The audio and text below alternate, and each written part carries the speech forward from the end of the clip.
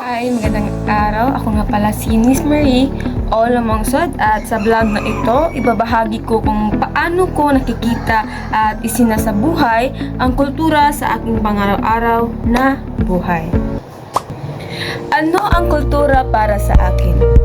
Para sa akin, ang kultura ay hindi lang tradisyon o selebrasyon. Ito ay paraan ng pamumuhay kung paano tayo kumilos, makipag-usap at makisama sa iba. Nandyan ang ating wika, paniniwala, kaugalian at mga kasanayang ginagawa kasama ang pamilya at komunidad. Sa madaling salita, ang kultura ay bumubuo sa ating pagkatao. Paano ko ito nakikita o nararanasan? Sa araw-araw, ramdam ko ang kultura sa simpleng bagay. Sa bahay, nakikita ko ito sa pagmamano ko sa mga nakakatanda. Sa sabayang pagkain ng pamilya, at sa paggamit namin ng Pilipino o minsan Bisaya sa kwentuhan.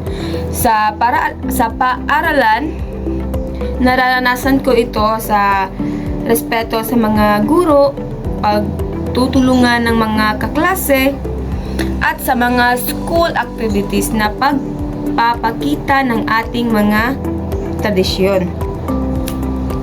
Pati online, may kultura rin tayo, yung pagiging maingat at magalang sa comments at pagbabahagi ng content na may halaga.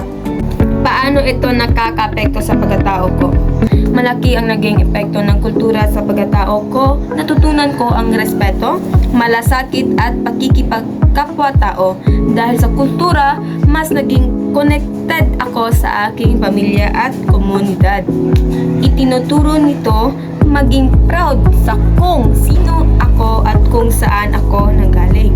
Sa kultura ko rin, natutunan ang pagiging responsable at pag-appreciate sa iba't ibang uri ng tao. At iyan ang kultura sa aking buhay. Simpleng nakasanayan pero malalim ang epekto sa aking pagkatao. Maraming salamat sa panonood.